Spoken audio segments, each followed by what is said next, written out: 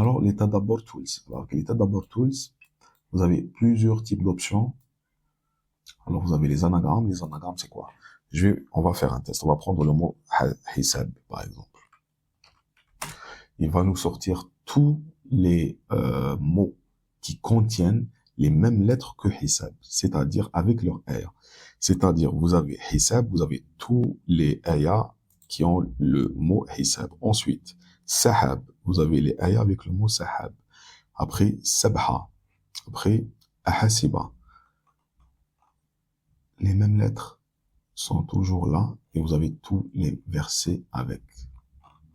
Ça pourrait peut-être éclairer certains curieux d'entre vous.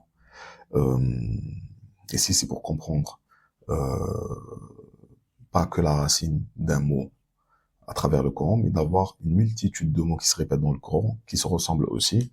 On va prendre par exemple Tour, on va écrire Tour, on va tester At-Tour, wal-Kitab al-Mastur, Tahur, Tour, Wat-Tour, Mastur, Futur, Atwaran, Watur.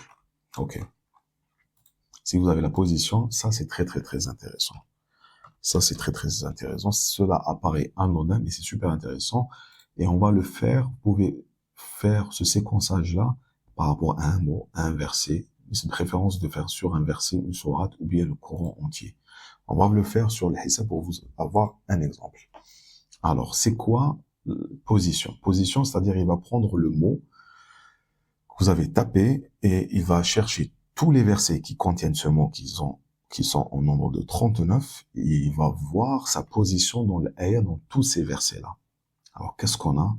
On a qu'il y a juste un seul verset dans tout le Coran qui commence au début avec le mot hisab, et je pense inna hisabahum. Je pense que c'est ça. Inna hisabahum. On va le retrouver dans les start, voilà. Inna hisabahum illa ala rabbi. Law tash'urun. Et les autres versets, les 10 autres versets, c'est au milieu de l'ayah. Et les 28 versets restants, c'est à la fin de l'ayah. Comme cette ayah que vous voyez devant vous. Et comme par hasard, ce qui m'interpelle le plus, c'est que le 28 me rappelle, je pense, c'est le nombre de jours lunaires plutôt, que le calendrier lunaire, mais c'est aussi à la fin, c'est à la fin le hisab. Donc, on a l'Aktariya, le plus de versets avec à la fin le mot hisab, ça a un sens très très profond. D'accord, on va passer à autre chose. Là, j'ai failli me perdre moi aussi. Alors, symétrie. Ça, c'est encore plus poussé. Symétrie, on va prendre Surat al-Baqarah. Maître numéro 2, par rapport à Surat al-Baqarah, il va l'analyser. Qu'est-ce qu'il est en train de nous dire? Alors, ça, c'est un système où il va analyser certaines formes de mots qui se répètent entre les versets. Là, nous avons, par exemple, il a détecté le système que dans Surat al-Baqarah, entre le verset 1 et le dernier verset, le mot Allah se répète. Il y a un mot qui est partagé entre eux.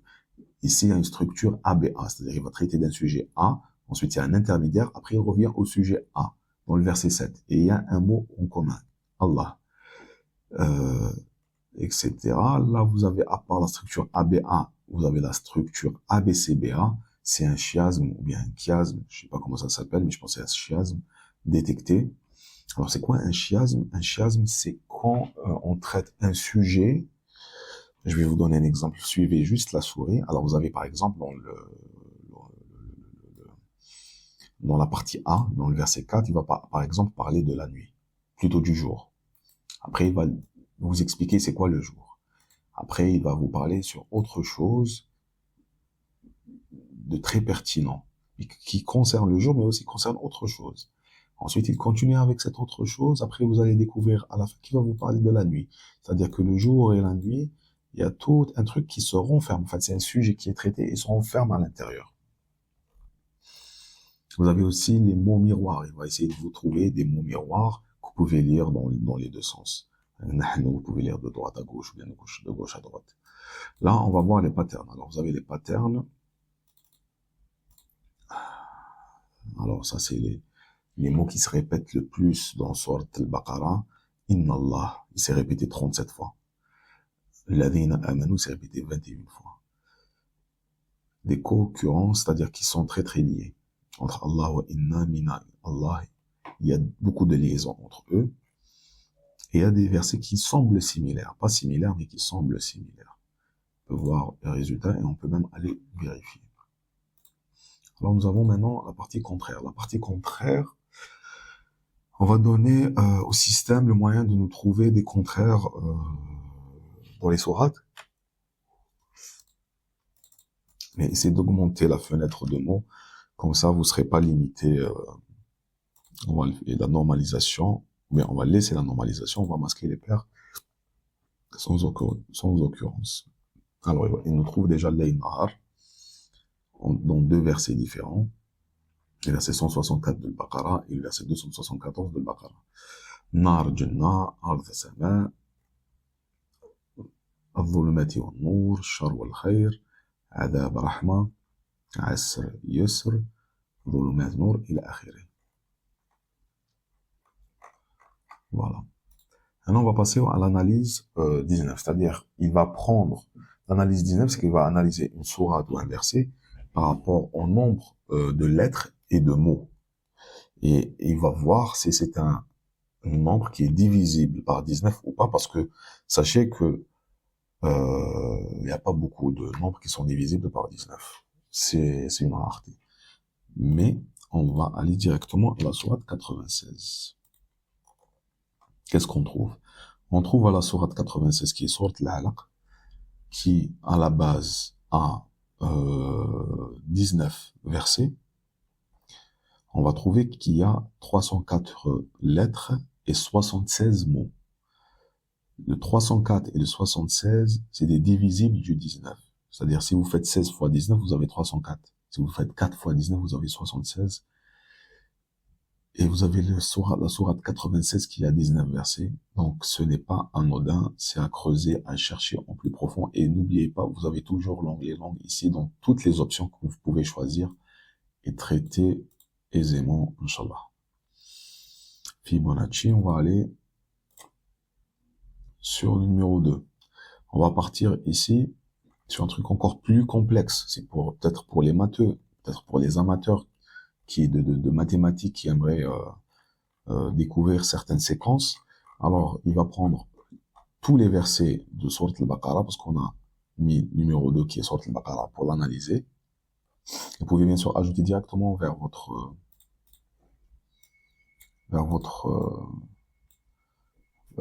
map. Excusez-moi.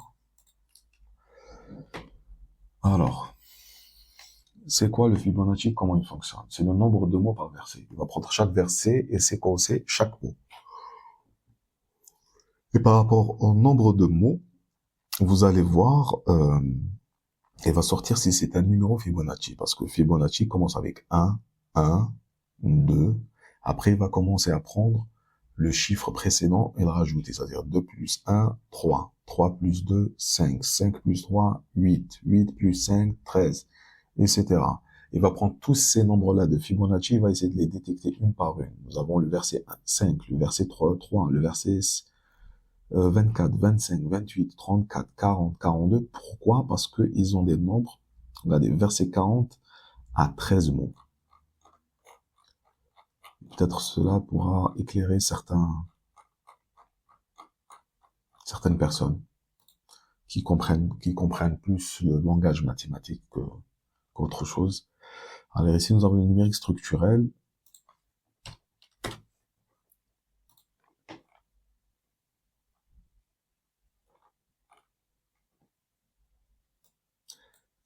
Fractal.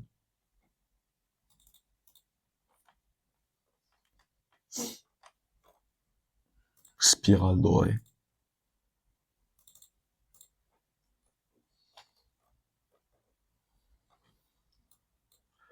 Distribution circulaire.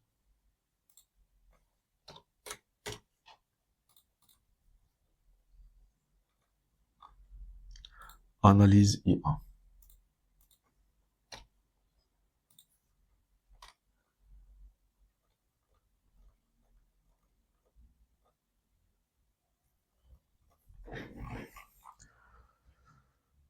Donc voilà. Maintenant, on va passer à l'onglet animation. Alors, vous pouvez animer vos bulles. Alors, Myriam, cette bulle-là, vous lui attribuez, c'est-à-dire qu'il va commencer avec. Ou bien, vous savez quoi? On va commencer avec Bismillahirrahmanirrahim. Allez, on prend. On l'a mis numéro 1. On va mettre numéro 2. Bulle numéro 3. C'est-à-dire, et la dernière, numéro 4. Alors, qu'est-ce que j'ai fait? 1, 2, 3, 4. C'est l'enchaînement de l'animation de ce qu'on a fait. C'est-à-dire que si on veut faire, par exemple, une vidéo pour une personne, on pourra créer une animation directement en choisissant le type de transition entre chaque bulle, comment elle va se faire. Nous, on va faire un scale, c'est-à-dire un zoom progressif. On va faire jouer et on ferme.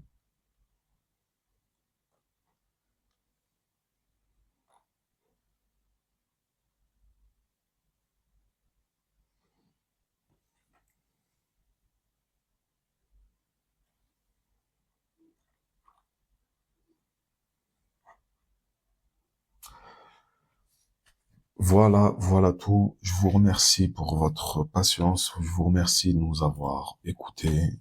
J'espère que cet outil sera très, très, très utile pour vous. Et si vous avez des suggestions pour améliorer cet outil-là, n'hésitez pas à nous écrire. Vous avez notre email en bio ou bien en description.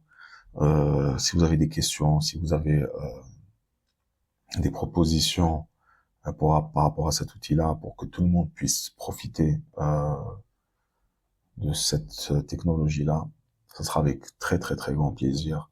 Merci à vous, merci de m'avoir écouté et à très très bientôt. Salam alaikum.